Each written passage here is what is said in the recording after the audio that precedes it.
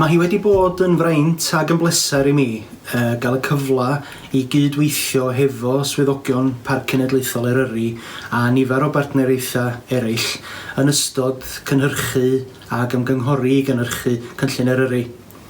Dwi'n credu fod y cynllun terfynol yma sydd gennym ni rwan yn adlewyrchiad gwych o sut mae'r parc wedi gwrando ar y boblogaeth leol ac ar yr asiantaethau sy'n cydweithio hefo nhw I lunio rhywbeth sy'n mynd I fod yn hynod o ddefnyddiol am y blynyddoedd I ddod a sy'n mynd I siapio sut mae pobl yn byw ac yn gweithio ac yn chwarae o fewn ffiniau'r parc. It's been really exciting to be part of the holistic partnership approach to the development of Cynllun Eryri. The challenges of managing such a place as Snowdonia are numerous and they're really, really complex. Snowdonia is an amazing place to visit, but it's not a theme park, it's a place where people live and work.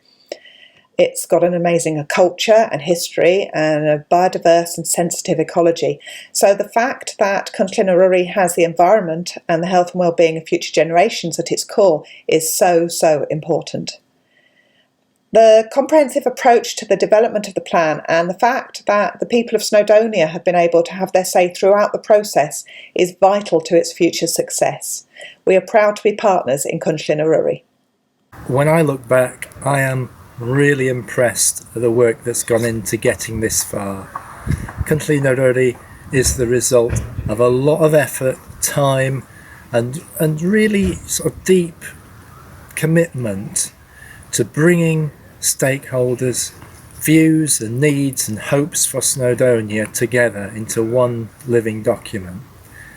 Mae Undeb Ymwithwyr Cymru wedi bod yn falch iawn o'r cyfle I fod yn rhan o baratoi Cynllun Eryri.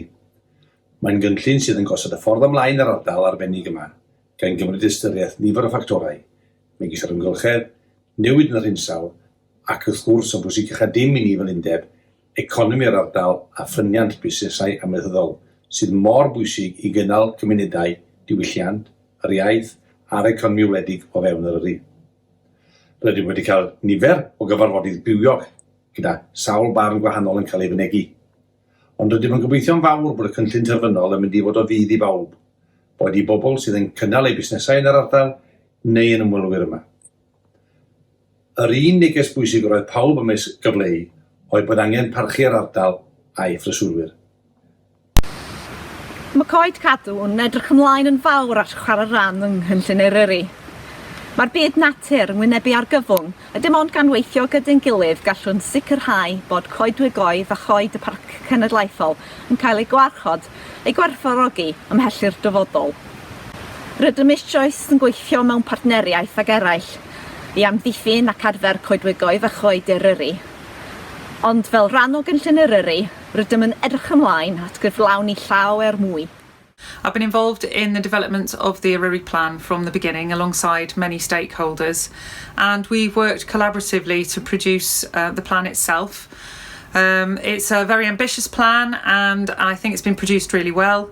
As stakeholders, I think we've got to know each other, and as a result of that, I think working together going forward to help deliver the actions that come out of that plan will add value to each other's projects. We'll have a better understanding of what some of those challenges are within Snowdonia, and hopefully we'll be able to pool our resources from an expertise point of view, resources, but also the general knowledge that each of those stakeholders brings to the table. It's quite an exciting time and I'm looking forward to working with everybody in the future. I have the unique position in so far as I cover the whole of Wales for the organisation, and I find it extremely useful to be able to use my knowledge of the whole of Wales and how it operates in what I can bring to the table within Snowdonia. It's also useful to think that in many respects the work that the Snowdonia National Park are actually carrying out is innovative, and I wish them very much every success in their future way of working and with this new partnership plan that they've put together. Mae Un Llais Cymru'n rhannu'r amcanion ar dyheadau sy'n llunio Cynllun Eryri. Da ni'n gwerthfawrogi'r cyfle I gydweithio ag awdurdod y parc a'r holl asiantaethau eraill a gyfrannodd at fireinio'r cynllun. Da ni fel corff yn cynrychioli mwyafrif llethol poblogaeth y parc a mi fydd amcanion y cynllun o bydd i'r trigolion ac i'r holl ymwelwyr o ddaw o bell ag agos, a gobeithio'n y bydd yn cyfrannu'n sylweddol i'r lles cenedlaethau'r dyfodol.